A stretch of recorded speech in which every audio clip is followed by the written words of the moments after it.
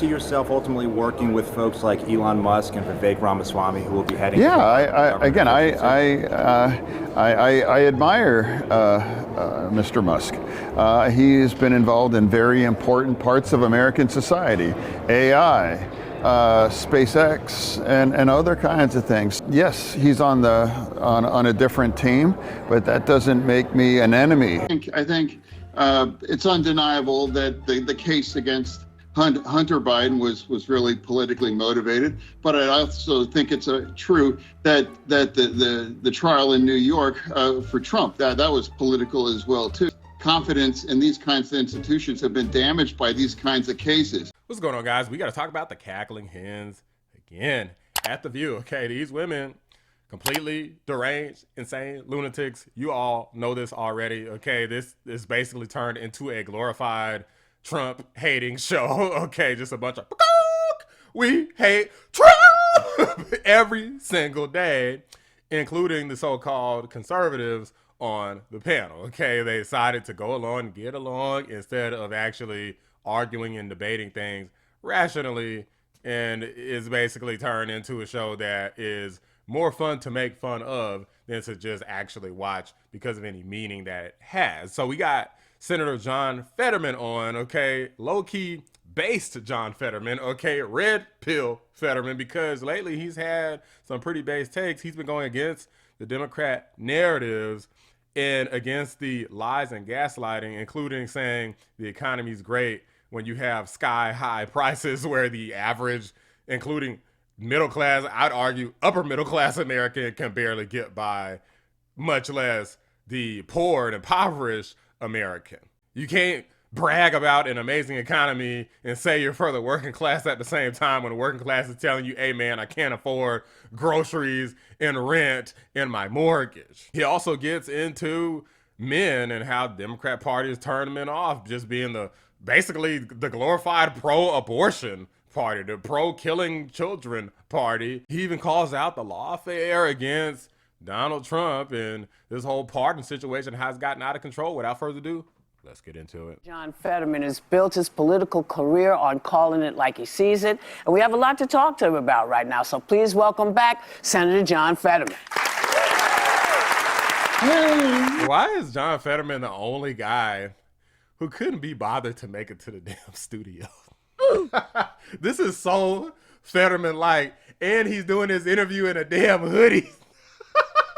Everybody else got the button up, a tie, you know, the suit. But Fetterman just like, hey man, I'm just chilling in the office player. Like, what y'all want to talk about? President Biden's decision to pardon his son Hunter is facing bipartisan backlash. Even the Democrats are all over it. But what do you think? Is this much ado about nothing? It is his son, after all. What type of leading question is it? Is it much about nothing? What do you think? Stop right there, Joy. What do you think? And then stop. Don't lead him in a certain direction. It's undeniable that the case against Hunter Biden was really politically motivated, but I also think it's true that the trial in New York for Trump that was political as well too. Now it's that, and in both cases, I think a pardon is appropriate, and I really think collectively.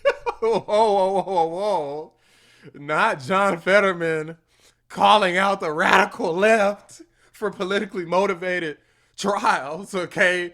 Salem witch trial type stuff, okay? Show trial, like, because the cackling hens on The View have been denying it, except for Sunny Holston. She kind of denied it, but didn't deny it at the same time. Prosecutors are not only in the business of prosecuting crimes, we're in the business of sending out a message. But the rest of them are like, oh yeah, he's a criminal. Like, it makes sense to get this conviction, not to mention celebrating when Trump actually lost that bogus show trial. But Fetterman here is actually calling it out, which I'm impressed by. This is one of the things you got to give credit where credit is due, because you don't have to just defend your side no matter what, guys. That's certainly not what I'm going to do. I don't really have a side. I'm on me and my family side first and foremost. Let's make sure that's clear. Fetterman seems like he's actually trying to help his own credibility as well as his party's credibility. It's too bad so many of them are too stupid to accept this type of help. They'd rather just lie and gaslight more. You know, America's confidence in these kinds of institutions have been damaged by these kinds of cases. And it's very clear both trials were politically motivated and weaponized that on the other side. And we cannot allow these kinds of institutions to be weaponized against our political opponents. There were some that were gleeful, calling it like, now he's a convicted felon and those things. And what do you mean the Democrats on us? The cackling hens were doing that. Like, did you forget? Now, clearly, again, both of those trails, the Hunter Biden one and the trial in New York for Trump, that was politically motivated, and those kinds of charges would have never been brought unless one side could realize that they could weaponize that. God. One of the things that you've discussed is how Democrats lost some gains that they needed to make with young men across the board. And you said that there was a perception that they could be condescending or insulting. It's become more and more difficult. It forces men to kind of choice, can I really remain a Democrat? And some of the kinds of the tone in those kinds of situations, it's undeniable. I've witnessed that over the last 8 years. I mean, these people think that like majority of men are like rapists or something. Like they act as though like we're just going out here just banging women against their will and forcing them to have our babies. Like that's basically the attitude that they have.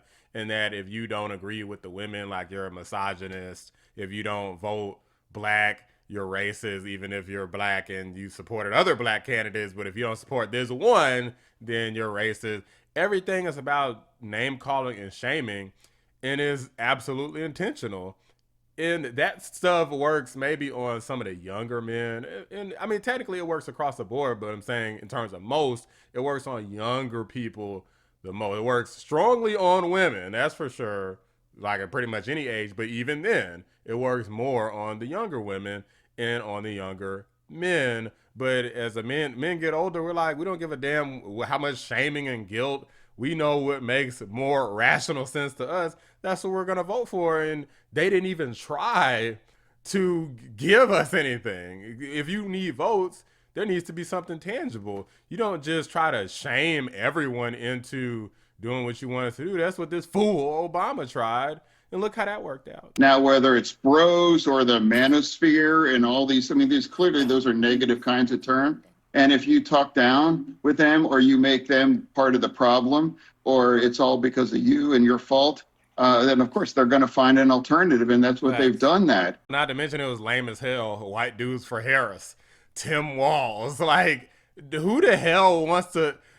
Men, I think everybody likes cool, but especially men like cool. Who the hell wants to vote for some lame ass candidates? At least pick somebody a little smoother or something. And it's undeniable. The Democrats have lost a lot with men. I'm delighted. I'm happy to be on your show or with Joe Rogan. I'm a fan of his as well too, or Bill Maher. All of these people. I think having a conversation with anyone that wants to play it straight. I think we should be talking to as many people as possible.